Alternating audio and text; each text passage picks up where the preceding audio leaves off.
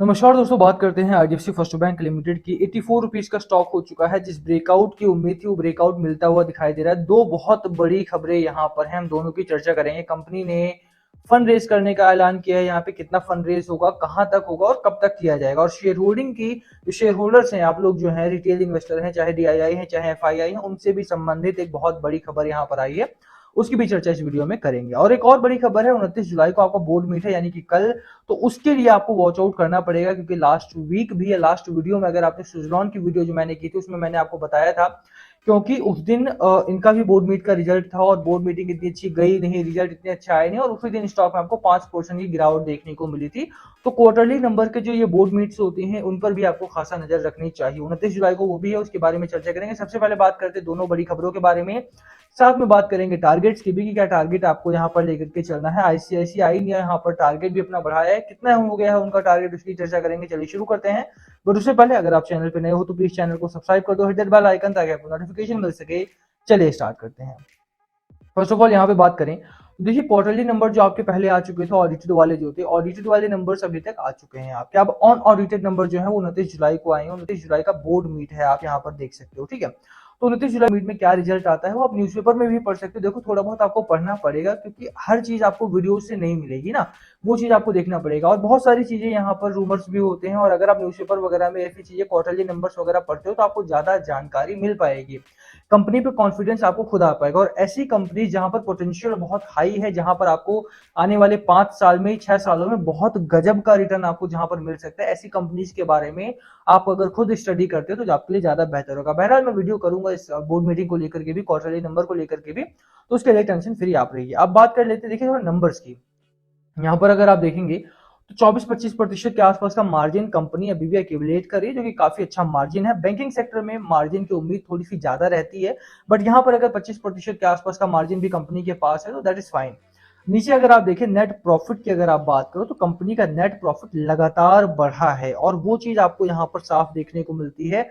236 करोड़ के net loss से company आज 2500 करोड़ का नेट प्रॉफिट कर रही है, ठीक है। तो ग्रोथ आपको साफ देखने को मिलती है, और ये इसी ग्रोथ के ऊपर मैं पैसा लगाता हूँ। मुझे लगता है कि अगर आपके पास ग्रोथ है ना, ग्रोथ में अगर आप पैसा बना रहे हो तो वो आपके लिए सबसे बेहतर रहता है।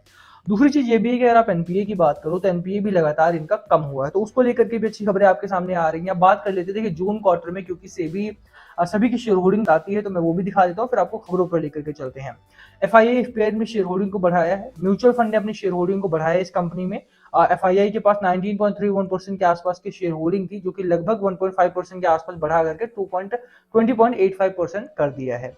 ओवरऑल अगर आप देखोगे तो फॉरेन एक्सपोजर कंपनी में बहुत अच्छी है। और अगर आप देखो फॉरेन एक्सपोजर से मतलब क्या है, स्टेबल रहती है कंपनी, क्योंकि रिटेल इन्वेस्टर ये पब्लिक हो गई या डीआईआई हो गया, आपको पता नहीं चलेगा कब ये लोग डंप करके भाग जाएंगे।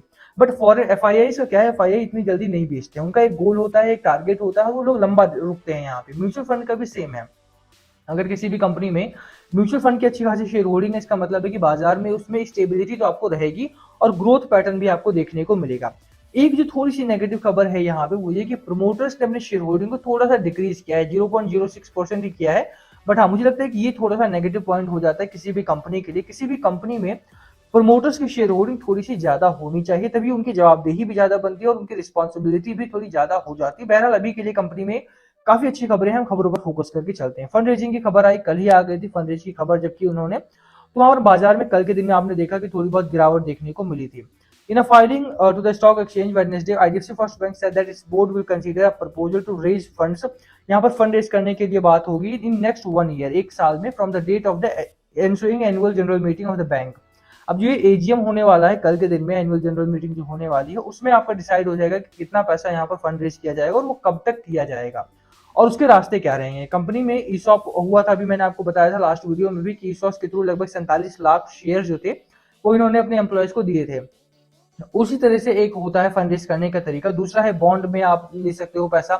तीसरा है कि अगर आप डेट ले सकते हो, डिबेंचर के थ्रू वगैरह ले सकते हो, या फिर लोन्स के थ्रू आप ले सकते हो, या फिर अपने जो आपके होल्डिंग है, आपकी जो इक्विटी होल्डिंग है, उसको आप एक्यूमुलेट कर रखा है जो आपने, उसको आप लिक्विडेट कर सकते हो, उसके थ्रू भी आप लोन ले सकते हो। यहाँ पे तो खबरें हैं। यहाँ पे मुझे लगता है कि बाजार में अगर आप देखोगे तो खबरें काफी हैं, और अगर फंड रेज करता है कंपनी तो आपको इस मंथ के बाद आपको एक अच्छी खासी रैली भी देखने को मिलेगी। जहां तक टारगेट की बात है, आप टारगेट भी देख लीजिए कि टारगेट लगातार बढ़ाया जा रहा है। आईसीआईसी सिक्योरिटीज की मैं बात करूँ, ये डायरेक्ट है, मैं सिक्योरिटीज की बात कर रहा हूँ। सिक्योरिटीज का टारगेट 82 रुपीज के आसपास का था।